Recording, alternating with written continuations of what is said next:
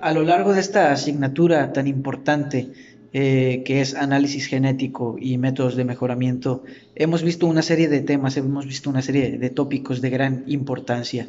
Sin embargo, pues en esta ocasión yo vengo a exponer, a sintetizar o resumir los que han llamado más nuestra atención. En mi caso particular, han llamado más mi atención.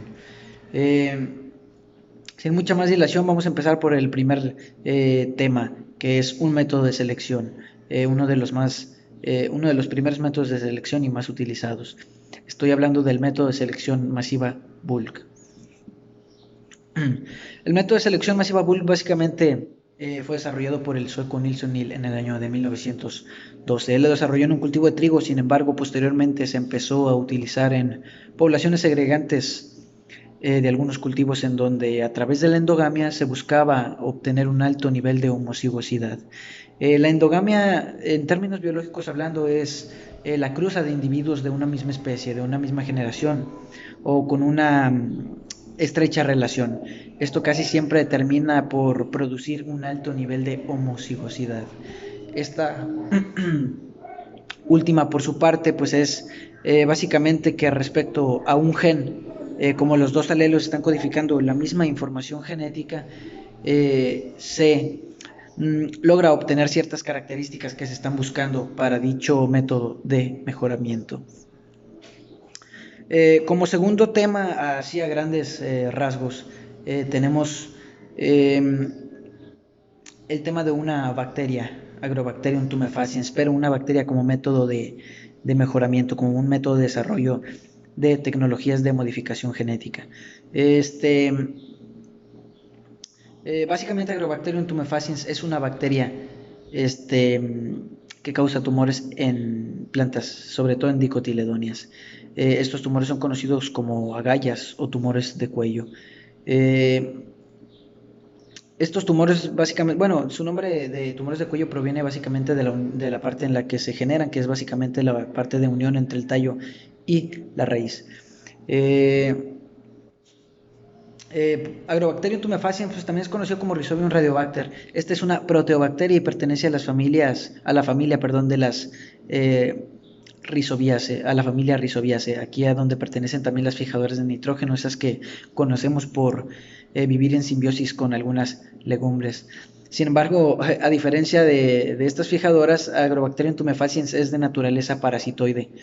Y viéndolo desde un punto de vista de mejoramiento biotecnológico, de mejoramiento genético, pues básicamente tenemos que es un tema que se ha estado estudiando extensamente, puesto que es debido a su gran capacidad de ser un medio de inserción para un gen foráneo. Básicamente este sirve como un excelente vehículo para muchas de las técnicas necesarias en la ingeniería genética. Esto es debido a su forma de actuar. Esto es debido a su método de infección.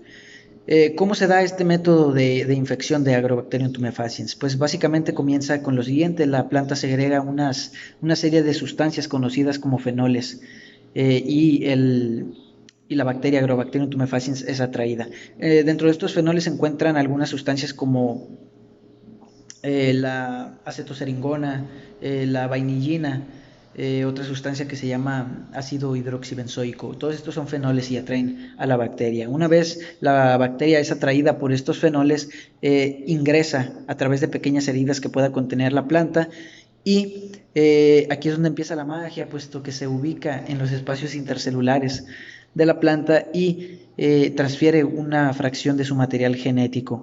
Aquí es donde ocurre toda la magia. Dentro de este material genético, dentro de esta fracción de material genético, más específicamente en el plásmido, hay un segmento de ADN conocido como tDNA. Este es básicamente el que tiene toda la información genética necesaria para empezar a excitar, por ejemplo, las reguladoras de crecimiento, que es básicamente lo que va a generar estos tumores. Sin embargo, como hago énfasis en que como método de mejoramiento, es aquí donde empieza todo, puesto que en este plásmido se extrae este tDNA y se le dice que se ha desarmado para ingresar otro segmento de ADN que tenga la información genética necesaria para implantar la característica que se está buscando en el método de mejoramiento genético. Esta es la forma de acción o este es el método de infección, el cual se aprovecha para este tema de ingeniería genética. Por otro lado, pues tenemos las bases de todo esto que estamos hablando. Las bases, lo que hoy es la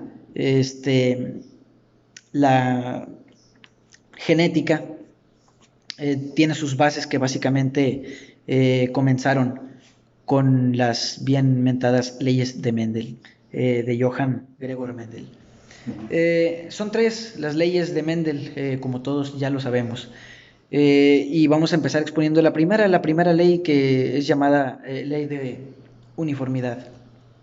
Esta ley básicamente explica que cuando se cruzan variedades de una raza pura o de una línea pura, de una línea homocigótica, el resultado son individuos o son híbridos en la primera generación que van a obtener características similares en su fenotipo. Esto debido a que estas líneas puras tienen o un gen recesivo o un gen dominante, y este último es el que va a dar o es el que va a determinar las características para esta nueva generación de cruza. Esto también dicta que estas nuevas generaciones o estos nuevos individuos van a tener características fenotípicas todas similares entre sí. Después tenemos la segunda ley de Mendel, llamada ley de segregación. Bueno, esta segunda nos indica que para que exista una reproducción entre individuos, entre dos individuos, primero tiene que existir la separación de los alelos de cada uno de los pares. Entonces, básicamente nos dice, bueno, esta separación de los alelos de cada uno de los pares son las que van a permitir o las que van a hacer posible esta transferencia de información genética del individuo a su descendencia, del padre a los hijos o de los padres a los hijos. Básicamente esto pues dice que cada uno va a brindar un alelo al individuo, y esto va a generar esta transferencia de información genética. Después tenemos la tercera ley de Mendel, conocida como asociación independiente. Esta última nos indica que hay rasgos hay rasgos hereditarios que son independientes, que no están fijos al fenotipo. Sin embargo, estos, a pesar de esta propiedad, esto no nos va a afectar el patrón de herencia de otros rasgos. Este mismo método nos dice que en este método se cumplen algunos genes que no están ligados o que están en otros cromosomas, o que están muy alejados o en zonas muy alejadas al cromosoma en sí. Estas son las tres leyes de Mendel.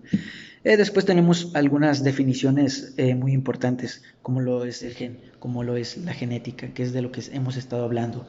El gen, la genética, la herencia, los alelos. Principalmente tenemos a la genética. ¿Qué es la genética? ¿Cómo podemos definir a la genética?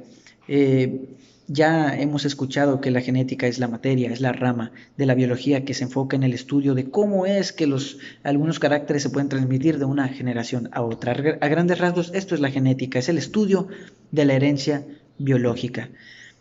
Haciendo un poco más de énfasis en esto que es herencia, pues vamos a definirlo. ¿Qué es la herencia? La herencia es puntualmente esa transferencia,